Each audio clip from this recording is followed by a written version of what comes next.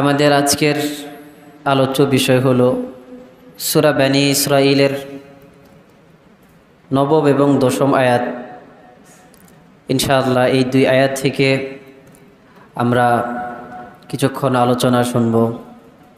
তো প্রথমে এই দুই আয়াতের যে বঙ্গানুবাদ রয়েছে এটা আমরা শুনব, এরপর ইনশাআল্লাহ এই আয়াতের ব্যাপারে আমরা কিছু কথা বিস্তারিতভাবে জানার চেষ্টা করব।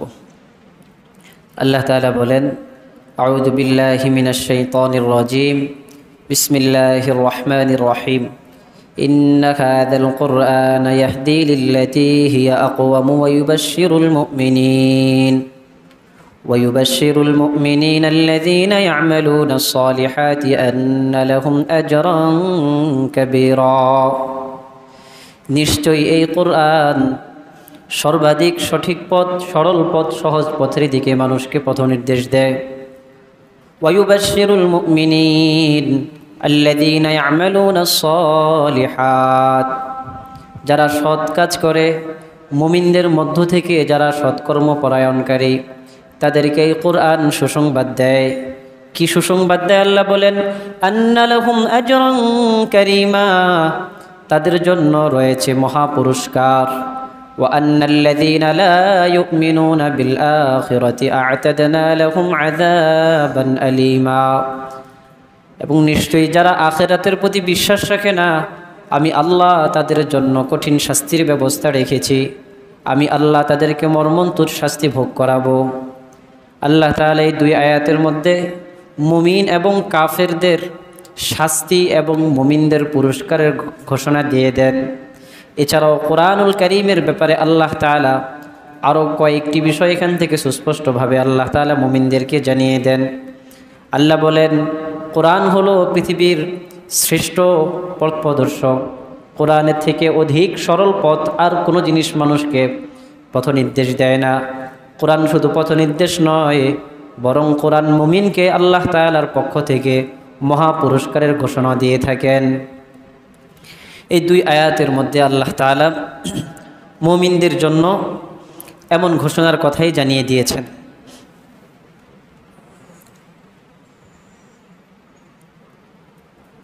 তো আমরা গত কয়েক সপ্তাহে পূর্বের যে আয়াতগুলো ছিল, এই আয়াতগুলোর ব্যাপারে আমরা শুনতে পেরেছি।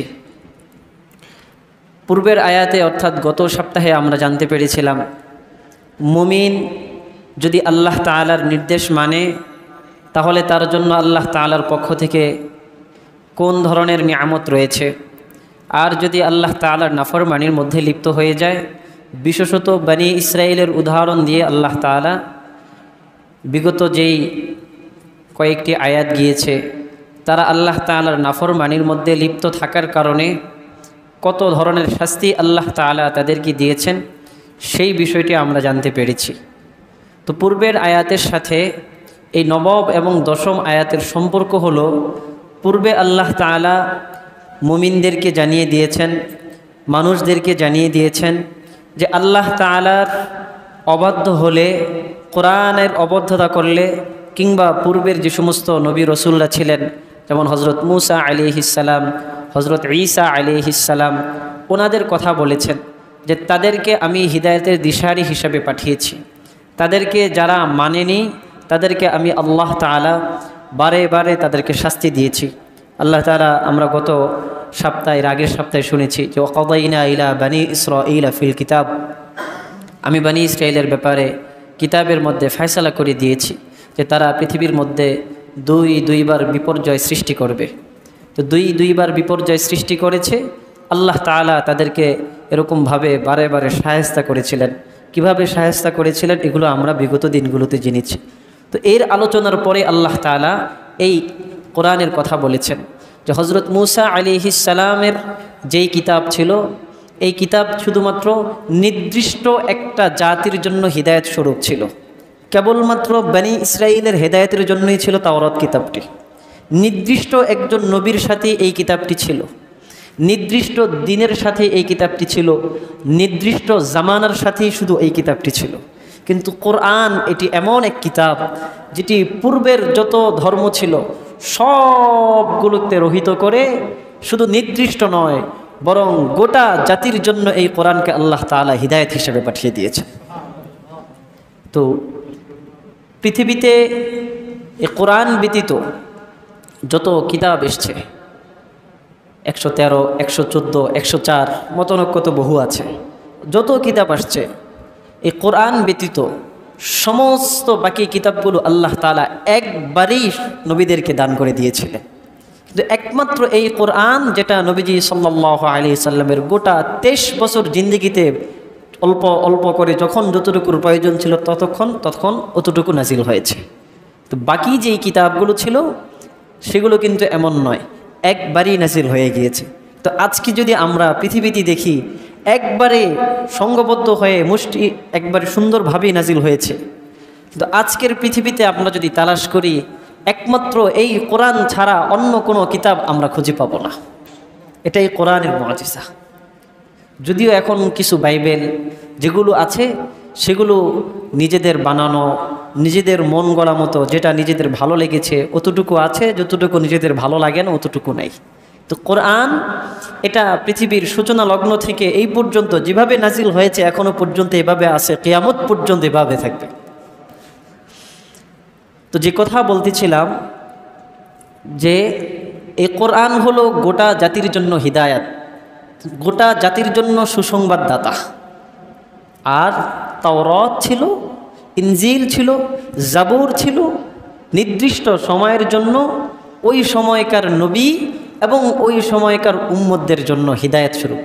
কোরআনটা এমন নয়, বরং এই কোরআনুল কারীমের মধ্যে যদি আমরা দেখতে পাই যে হযরত মূসা আলাইহিস সালাম তাওরাতের কথা, মুহাম্মদ সাল্লাল্লাহু আলাইহি ওয়াসাল্লাম এবং এই কোরআনের কথা একসাথে একাধিক জায়গা আল্লাহ তাআলা আলোচনা করেছেন।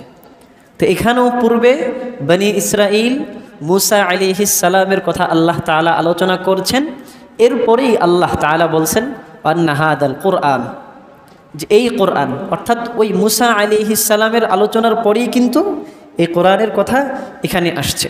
তো একইভাবে এই কোরআনুল কারীমের মধ্যে আরও বহু জায়গা এমন রয়েছে যেই জায়গাগুলোতে আল্লাহ তাআলা হযরত মূসা আলাইহিস সালামের সাথে সাথে তাওরাতের আলোচনা করেছেন, মুহাম্মদ সাল্লাল্লাহু আলাইহি সাল্লামের আলোচনা করেছেন এবং এই কোরআনেরও আলোচনা করেছেন। যেমন সূরা আহকাফের 12 নম্বর আয়াতে আল্লাহ বলেন, ওয়া মিন ক্বাবলিহি কিতাবু মূসা ইমামান ওয়া রাহমাহ ওয়া হাদা কিতাবুম মুসাদ্দিকুল লিসানান আরাবিয়্যান লিয়ুনযিরাল্লাযীনা যালামু ওয়া বুশরা লিল মুহসিনিন। ওয়া মিন ক্বাবলিহি কিতাবু মূসা ইমামান ওয়া রাহমাহ, আপনার পূর্বে মূসা আলাইহিস সালামকে ইমাম এবং রহমত সহ তার কিতাব সহ আমি পাঠিয়েছিলাম, এমন ছিলেন। ওয়া হাদা কিতাবুম মুসাদ্দিকুল লিসানান আরাবিয়্যান লিয়ুনযিরাল্লাযীনা যালামু, এরপর এই কিতাব যেটা আপনার সামনে তথা কোরআনের কথা আল্লাহ তাআলা বলেছেন, এটা কোন ভাষায়? আরবি ভাষায়। কেন নাজিল করেছেন? লিয়ুনযিরাল্লাযীনা যালামু, যারা জুলুম করে তাদেরকে যেন সতর্ক করা যায়। ওয়াবুশরা লিল মুহসিনিন, এই কোরআন হলো যারা সৎকর্ম পরায়ণকারী তাদের জন্য আল্লাহ তাআলা এই কোরআনকে সুসংবাদ হিসাবে পাঠিয়ে দিয়েছেন। এছাড়াও যদি দেখি এই সূরা আহকাফেরই 30 নম্বর আয়াতের মধ্যে আল্লাহ তাআলা ওই একইভাবে মূসা আলাইহিস সালামের আলোচনা, তাওরাতের আলোচনা, এরপর মুহাম্মদ সাল্লাল্লাহু আলাইহি সাল্লামের আলোচনা, কোরআনের আলোচনা করেছেন। ক্বালু ইয়া কওমানা ইন্না সামি'না কিতাবান উনজিলা মিন বা'দি মূসা, এই যে মূসা আলাইহিস সালামের কথা বলছেন আল্লাহ তাআলা, তাওরাতের কথা বলছেন, এরপরে কোরআনের কথা বলছেন যে মুসাদ্দিকাল লিমা বাইনা ইয়াদাইহি, যে এই কিতাব যেটা আপনার সামনে আছে, তার মানে কোরআনের কথা বলছেন। আর এই কোরআন আবার সত্যায়ন করে হযরত মূসা আলাইহিস সালাম এবং তাওরাতের কথা। ইয়াহদি ইলাল হাক্কি ওয়া ইলা তরিকিম মুস্তাকিম, এই কোরআন মানুষকে সত্যের পথে পথ দেখায়, সঠিক পথ যেটা আছে সেদিক এই কোরআন মানুষকে পথ প্রদর্শন করায়। তো এরকমভাবে সূরা সাজদার মধ্যে 23 নম্বর আয়াতে আল্লাহ তাআলা একই কথা বলছেন। সূরা আনআমের 144-45 নম্বর আয়াতের 144 এবং 55 নম্বর আয়াতের মধ্যে আল্লাহ তাআলা 54 এবং 55 নম্বর আয়াতের মধ্যে আল্লাহ তাআলা বলেন, ওয়া হাযা কিতাবুন আনজালনাহু মুবারাকুম মুসাদ্দিকুল লাযী বাইনা ইয়াদাইহি এরকম অনেক আয়াতের মধ্যে ওয়াহাদা কিতাবুন আনজালনাহু মুবারাকুন ফাত্তাবিউহু ওয়াত্তাকু লাআল্লাকুম তুরহামুন। এই কিতাব আনজালনাহ, যেটা আমি অবতীর্ণ করেছি, মুবারাকুন বরকতময়, ফাত্তাবিউ, তোমরা এই কোরআনের অনুসরণ করো, ওয়াত্তাকু, আল্লাহকে ভয় করো, লাআল্লাকুম তুরহামুন, যাতে করে আল্লাহর রহমত দয়া তোমাদের উপর আল্লাহ তাআলা বর্ষণ করতে পারে। এরপর আল্লাহ বলেন আন তাকুলু ইন্নামা উনসিলাল কিতাবু আলা তাইফাতাইনি মিন ক্বাবলিনা ওয়া ইন কুননা আন দিরাসাতিহিম লাগাফিলুন।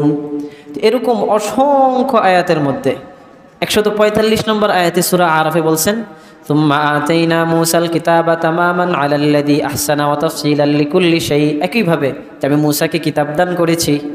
এই কিতাব মানে হলো তাওরাতের কিতাব। এরপরই ওয়াহাদা কিতাবুন আনজালনাহু মুবারাকুন ফাত্তাবিউ, এরপর আমাদের এই কোরআনের কথা আসছে। তো যেহেতু কোরআনের এক জায়গায় না, এরকম আরও অসংখ্য জায়গার মধ্যে আল্লাহ তাআলা হযরত মূসা আলাইহিস সালামের আলোচনা করেছেন, এরপর তাওরাতের আলোচনা আসছে, আল্লাহ তাআলা মুহাম্মদ সাল্লাল্লাহু আলাইহি সাল্লামের কথা বলেছেন, এরপরে এই কোরআনের কথা আল্লাহ তাআলা আলোচনা করেছেন। সেই ধারাবাহিকতাই এই সূরা বনী ইসরাঈলের মধ্যে আমরা এতদিন বনী ইসরাঈলের আলোচনা শুনেছি, তাওরাত কিতাবের আলোচনা শুনেছি, এরপর আল্লাহ তাআলা এই কোরআনকে এনেছেন। তো যে কথা বলতেছিলাম, এটা আমরা জানলাম পূর্বের আয়াতের সাথে পরের আয়াতের সম্পর্কটা কিভাবে আল্লাহ তাআলা স্থাপন করেছেন। কোরআন এটা তো জিন্দা না মুর্দা বলেন তো? আমরা কোরআন কি জিন্দা? চিঠি এটা জীবিত না মৃত? চিঠি আমরা একটা কাগজ লিখে দিলাম আপনাদের কাছে, ওটা কি জীবিত না মৃত? মৃত। কথা বলতে পারে ওইটা? কোরআন কথা বলতে পারে। কোরআন অন্য পৃথিবীতে আল্লাহ তাআলা যত কিতাব পাঠিয়েছেন সেগুলোকে বলছেন কিতাব, আর একমাত্র কোরআনকে বলছে কালামুল্লাহ। কালাম মানে কি? কথা। কথা কি জীবিত মানুষ বলে না মৃত মানুষ বলে? তাহলে যেহেতু এটা কালাম, তাহলে জীবিত না মৃত? জীবিত। তো যে কথা বললাম, একটা কিছু লিখে দিলে আপনার হাতে, সেটা একটা চিঠি, সেটা কথা বলতে পারবে না।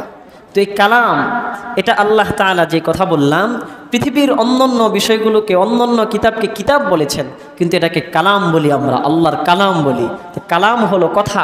কথা কোনো মৃত মানুষ বলতে পারে না, কথা জীবিত মানুষ বলে। তো সেই হিসেবে যে কোরআন জীবিত, আমরা যদি কোরআনের দিকে তাকাই, কোরআন কিভাবে জীবিত? কোরআনের ভাষা বুঝতে হবে আমাদের, আল্লাহ তাআলার ভাষা বুঝতে হবে আমাদের। আমরা যদি সেই ভাষা বুঝি, তাহলে আমরা বুঝতে পারবো যে এই কোরআন কথা বলতে পারে, কোরআন জীবিত। প্রশ্ন যদি করা হয় কোরআনকে, কোরআন তোমার নাম কি? কোরআন সেটার উত্তর দিয়ে দিবে। প্রশ্ন যদি করা হয় কোরআন তুমি পৃথিবীতে আসার পূর্বে কোথায় ছিলে, কোরআনের ভাষ্য অনুযায়ী কোরআনের আয়াত থেকে সে উত্তর দিতে পারবে। কোরআনকে যদি প্রশ্ন করা হয় তুমি পৃথিবীতে কার নির্দেশে এসছো, কোরআন উত্তর দিতে পারে। কোরআনকে যদি জিজ্ঞেস করা হয় তুমি পৃথিবীতে কার মাধ্যমে এসছো, সেটারও জবাব আছে। কোরআনকে যদি প্রশ্ন করা হয় তুমি পৃথিবীতে কার উপর অবতীর্ণ হয়েছো, সেটারও জবাব আছে। কোরআনকে যদি প্রশ্ন করা হয় যে তুমি কোন ভাষায় অবতীর্ণ হয়েছো, সেটারও জবাব আছে। কোরআনকে যদি প্রশ্ন করা হয় তোমার ভাষাটা কঠিন না সহজ, সেটারও জবাব আছে। কোরআনকে যদি প্রশ্ন করা হয় তুমি কোন মাসে অবতীর্ণ হয়েছো, সেটারও জবাব আছে। কোরআনকে যদি প্রশ্ন করা হয় তুমি দিনে নাজিল হয়েছো না রাতে নাজিল হয়েছো না দুপুরে নাজিল হয়েছো, সেটারও জবাব আছে।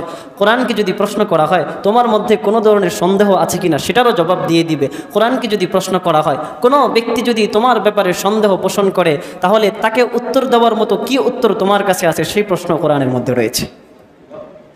কিন্তু আমরা বুঝি না, কারণ আমরা তো এই ভাষার সাথে আমরা লাগতে চাই না। যদি এই ভাষার সাথে আমরা লাগতে চাইতাম, তাহলে কোরআনকে মহাব্বত করতাম, কোরআনকে ভালোবাসতাম।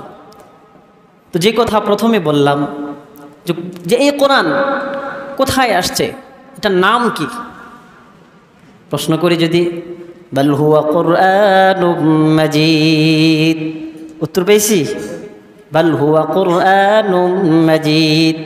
এবার যদি প্রশ্ন করা হয় বাড়ি কোথায়, কোথায় ছিলে দুনিয়াতে আসার পূর্বে, কোরআনের ভাষায় কোরআনের উত্তর আমরা পাই ফি লাউহিম মাহফুজ।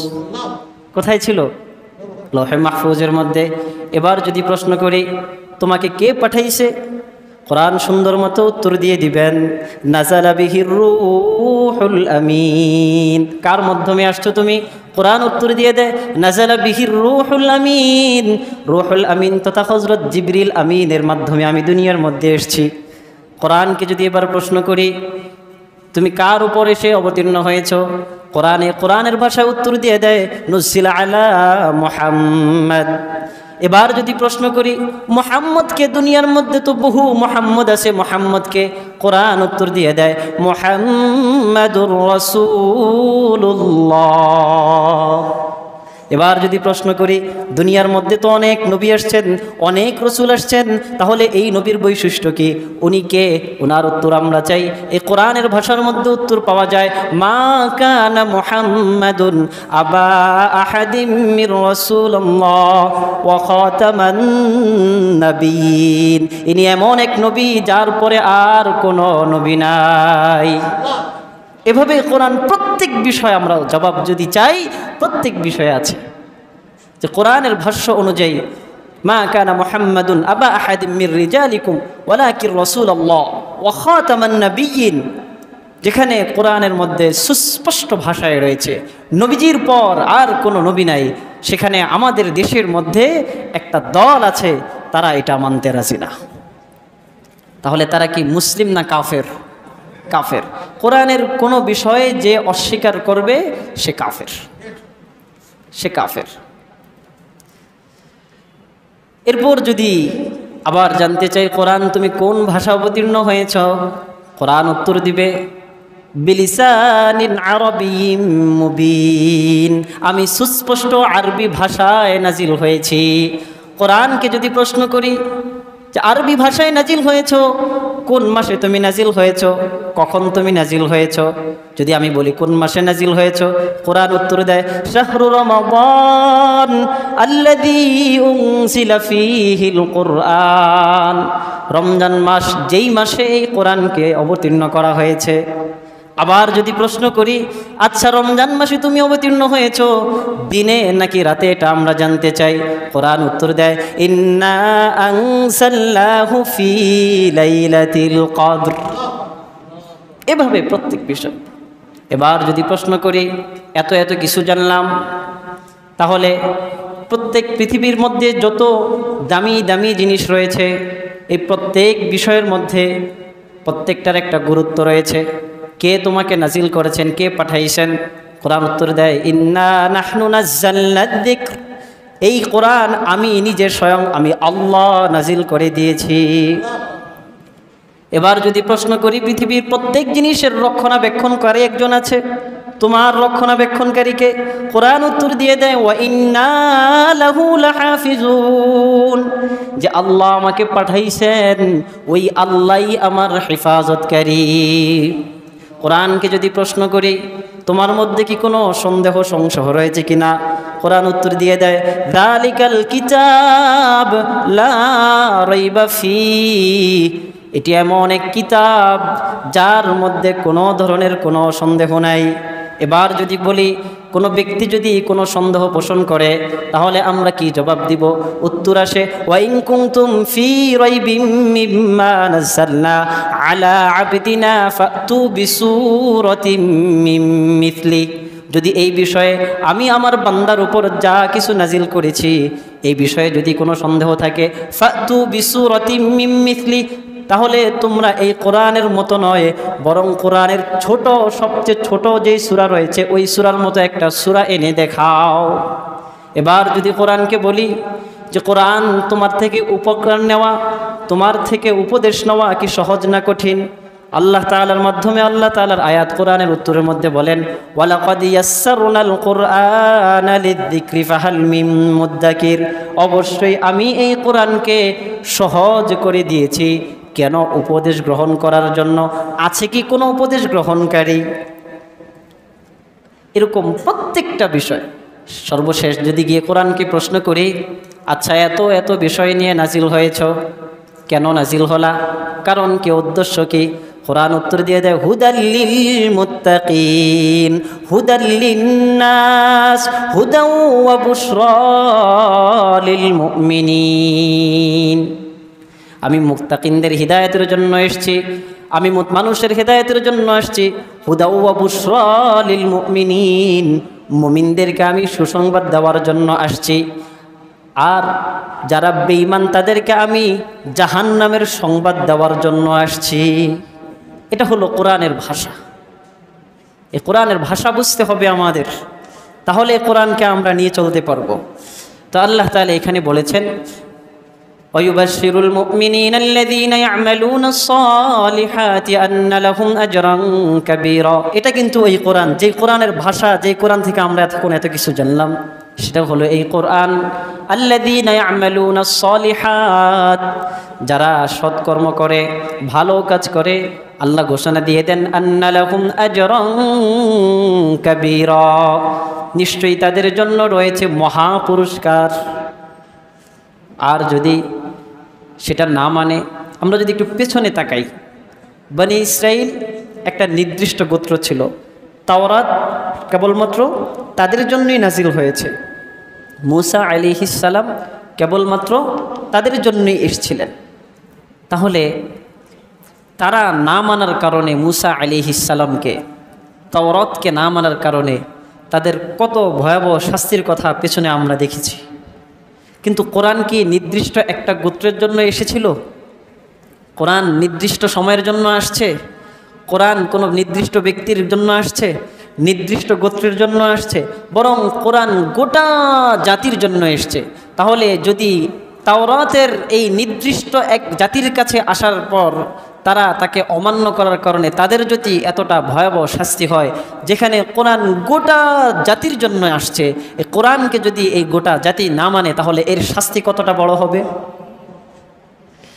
যেমনিভাবে কোরআন যারা মানবে তাদের ব্যাপারে আল্লাহ আজরং কাবীর ঘোষণা দিয়ে দিয়েছেন। আজরং কাবীরের কথা যদি আমরা বলি, বুখারী শরীফের রিওয়ায়াতের মধ্যে নবীজি সাল্লাল্লাহু আলাইহি সাল্লাম বলেছেন যে জান্নাতবাসীদেরকে আল্লাহ তাআলা এমন কিছু নিয়ামত দিবেন, যেই নিয়ামতগুলোর কথা দুনিয়ার এই চোখ কখনো দেখে নাই। এই নিয়ামতগুলো দুনিয়ার এই মানুষের কান কখনো এই নিয়ামতের ব্যাপারে শোনে না।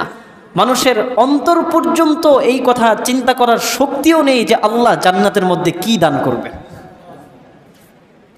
এমনিতেই তো জান্নাতের অনেক কিছু কথা আলোচনা আছে, বিভিন্ন দুধের নহর, মধুর নহর, হুর, গিলমান, আরও যত নাজ নিয়ামতের কথা। তো এছাড়াও এমন কিছু নিয়ামত আছে, আল্লাহ নবীজি সাল্লাল্লাহু আলাইহি সাল্লাম বলেন যে দুনিয়ার এই মানুষের চোখ কখনো দেখে নাই, কান কখনো এগুলোর ব্যাপারে শুনে নাই, এমনকি অন্তর পর্যন্ত চিন্তা করতে পারে না আল্লাহ তাআলা কি দিবেন। তা আজরং কাবীর, এটা আল্লাহ তাআলাই ভালো জানেন কি দিবেন।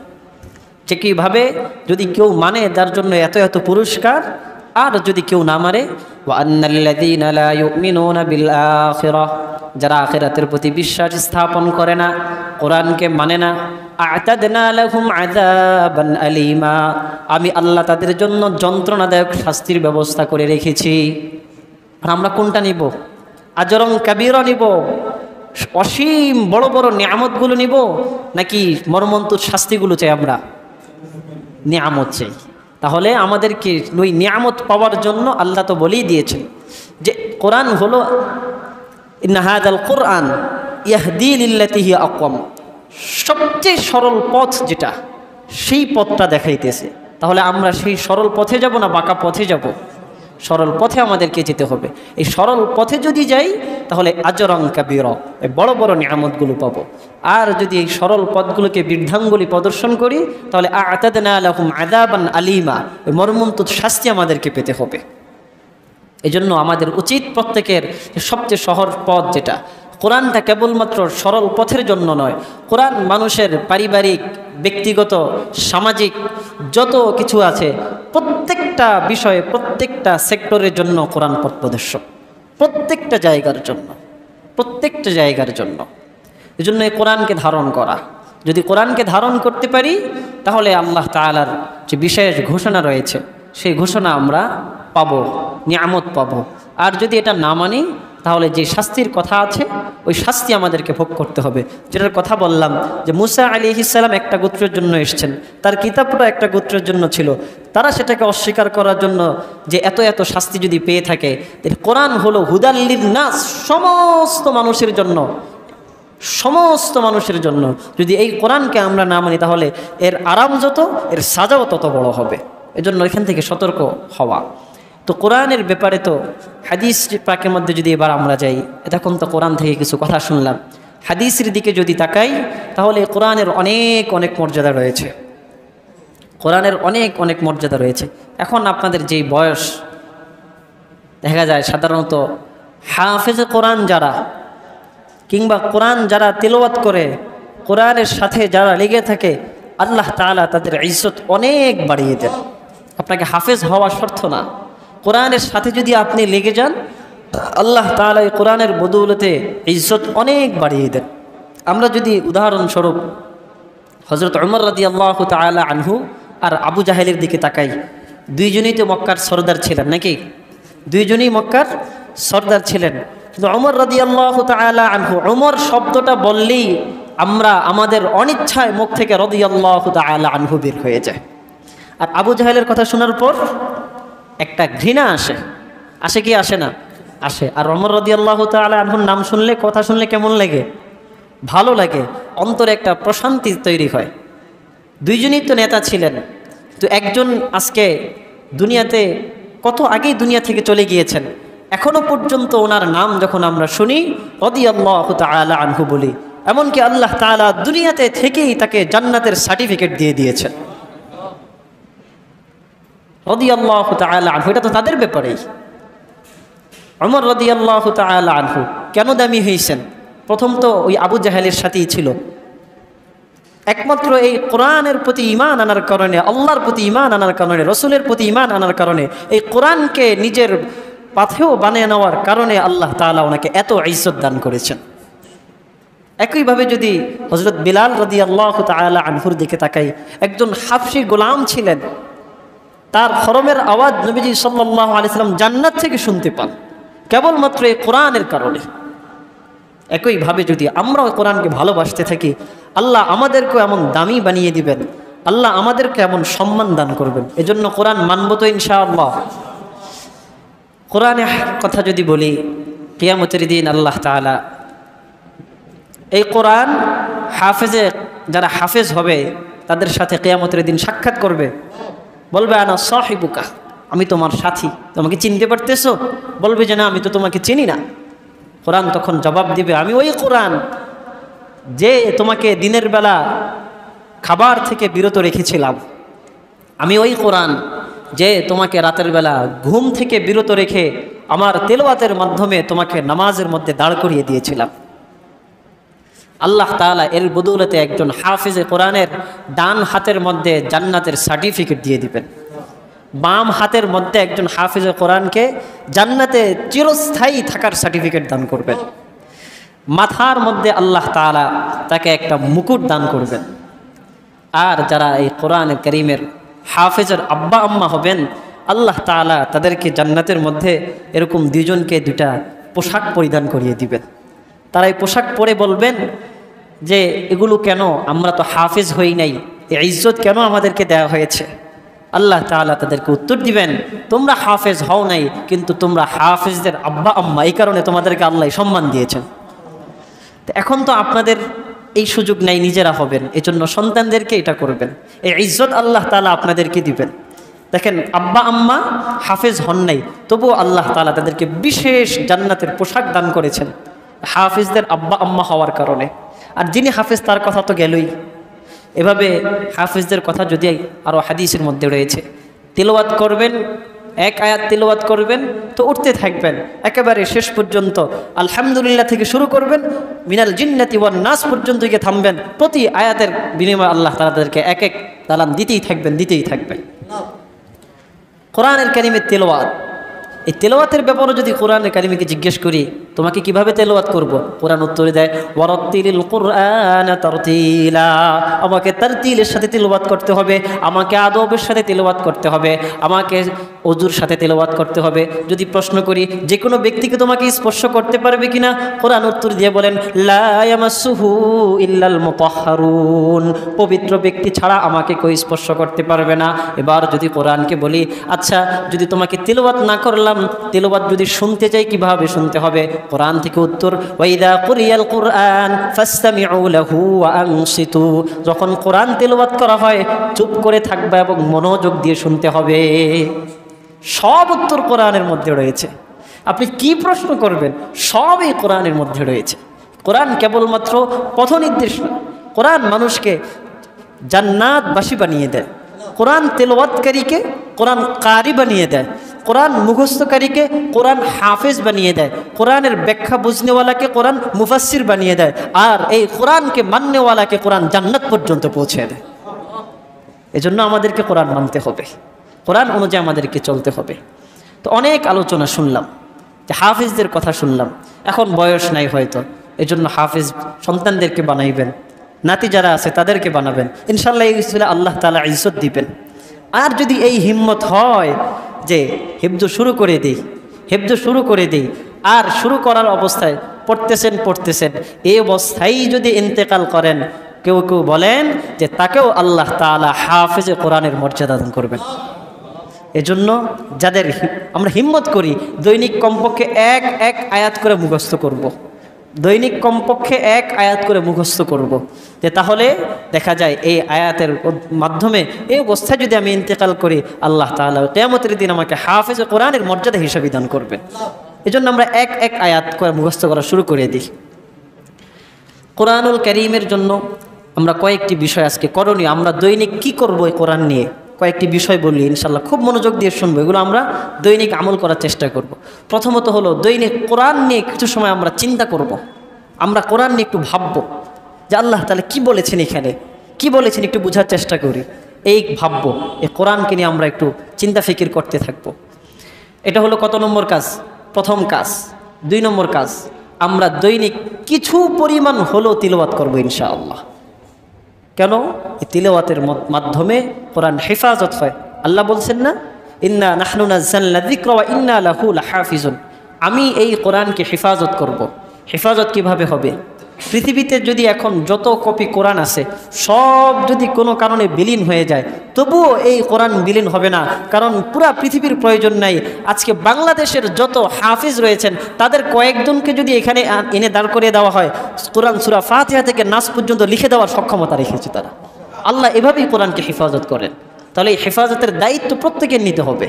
আমি যতটুকু মুখস্থ করতে পেরেছি আমি দৈনিক কমপক্ষে অতটুকু তেলাওয়াত করব। সেটা 5টা সূরা হোক না কেন, আমি এই নিয়ত তেলাওয়াত করব যে আমি এতটুকু মুখস্থ করেছি, তাহলে এটা হেফাজতের দায়িত্ব আল্লাহ আমাকে দিয়েছেন।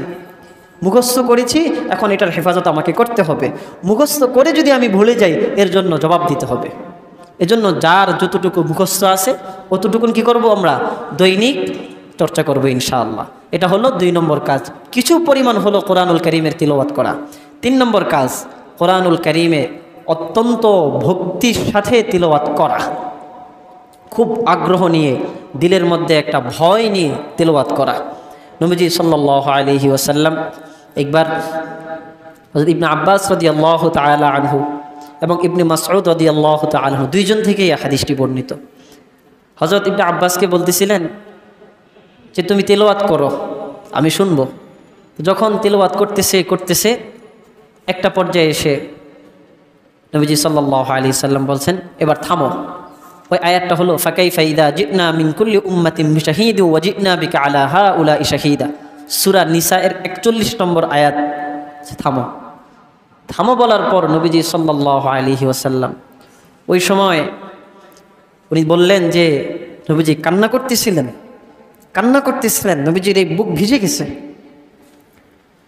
তো তখন এই আয়াতের অর্থ হলো যে সেদিন কেমন হবে, যেদিন প্রত্যেক উম্মত থেকে সাক্ষী হিসাবে একজন করে পেশ করা হবে, সেদিন আমাদের জবাব কি হবে? উম্মতদের এই কথা চিন্তা করে নবীজি সাল্লাল্লাহু আলাইহি সাল্লাম কান্না করে দিয়েছিলেন। তো এই জন্য হলো এখান থেকে বোঝা যায় যে কোরআনুল কারীমের আশ্চর্যান্বিত যত জায়গাগুলো রয়েছে, জান্নাত জাহান্নামের আলোচনা যেখানে রয়েছে, সেখানে খুব চিন্তা করে দিলকে একেবারে চিন্তা করা যে এই জাহান্নামে আমি কিভাবে চলবো, সক্ষমতা কি আমার আছে নাকি। জান্নাতের আলোচনাগুলো যখন আসবে তখন সেই শৌকের সাথে এক ধরনের কান্না সৃষ্টি করা অন্তরের মধ্যে। তবে নামাজের মধ্যে এরকম শব্দ করা, ইচ্ছাকৃতভাবে শব্দ করাটা মাকরুহ। হ্যাঁ, কারো যদি নামাজের মধ্যে তিলাওয়াতের কারণে চোখ দিয়ে জান্নাত জাহান্নামের ভয়ে, জান্নাতের আগ্রহে পানি চলে আসে, সেটা আসা যায়, কোনো সমস্যা নেই, কিন্তু ইচ্ছাকৃতভাবে আওয়াজ না।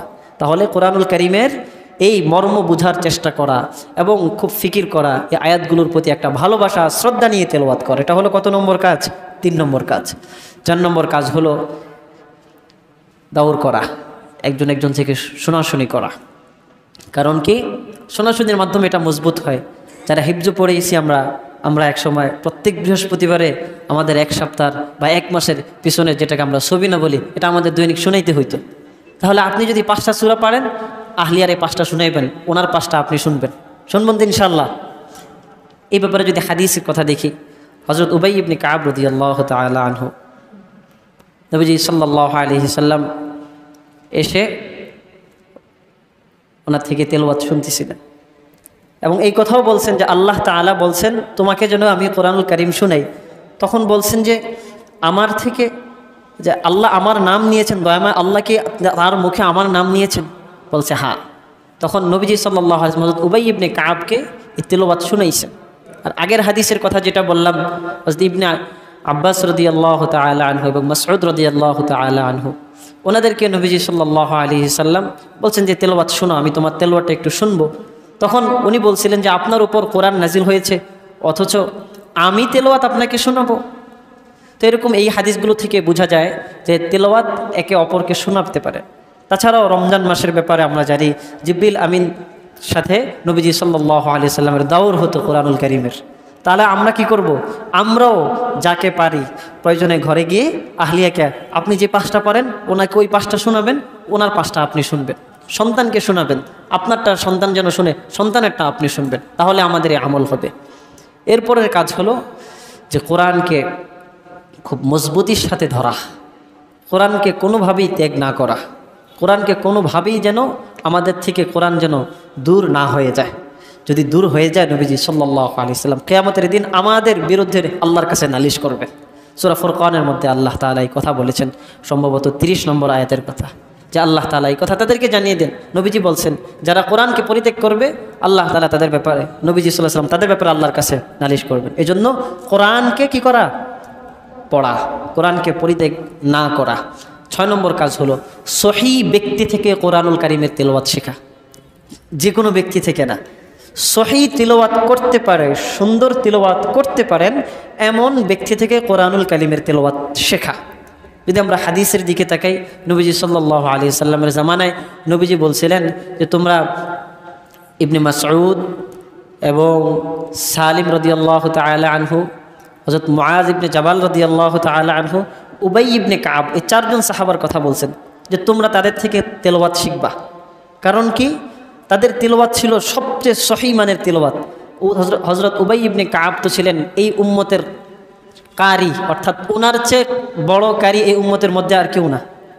এই উম্মতের মধ্যে সবচেয়ে বড় কারি ছিলেন হযরত উবাই ইবনে কাব।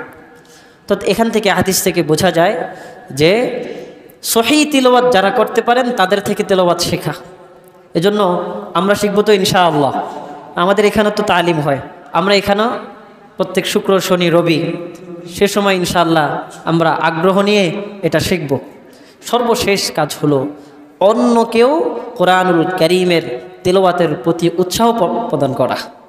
এ ব্যাপারে যদি হাদিস দেখি, নবীজি সাল্লাল্লাহু আলাইহি সাল্লাম আরবের বড় বড় 2টা বাজারের কথা বলেছেন, তোমরা কি চাও সেখান থেকে কেউ ওট কিনবে 2টা?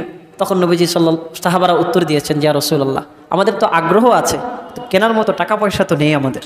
তখন নবীজি সাল্লাল্লাহু আলাইহি সাল্লাম বলেছেন, তোমরা মসজিদে যাও, মসজিদে গিয়ে যদি কোরআন থেকে 1-2টি আয়াত শেখো তাহলে ওই দামি ওট থেকে এই আয়াত শেখার তুলনা এবং সওয়াব অনেক বেশি। এজন্য আমরা অন্যকেও এর দ্বারা কি উৎসাহ প্রদান হইছে না? তাহলে আমাদের কাজ কি? নিজেরও তেলাওয়াত করব, অন্যকেও উৎসাহ প্রদান করব। তাহলে আমাদের এই 7 কাজ: 1 নম্বর কোরআনুল কারীম নিয়ে দৈনিক কিছু সময় চিন্তা করা, 2 নম্বর কিছু পরিমাণ হলো দৈনিক কোরআনুল কারীমের তেলাওয়াত করা, 3 নম্বর খুব আগ্রহ নিয়ে বিগলিত অন্তর নিয়ে কোরআনুল কারীমের তেলাওয়াত করা, 4 নম্বর পরস্পর কোরআনুল কারীম তেলাওয়াত করা এবং কি শোনা, 5 নম্বর কোরআনুল কারীমকে নিজের জীবনের জন্য আঁকড়িয়ে ধরা, নিজের হিদায়াত হিসাবে আঁকড়িয়ে ধরা, এটাকে ত্যাগ না করা, 6 নম্বর হলো সহি ব্যক্তি যারা যারা সহি সুন্দর তেলাওয়াত করতে পারে তাদের থেকে তেলাওয়াত শেখা। আর সর্বশেষ 7 নম্বর হলো যে অন্যকেও কোরআনুল কারীমের প্রতি তেলাওয়াতের প্রতি উৎসাহ প্রদান করা। আমরা করব তো ইনশাআল্লাহ।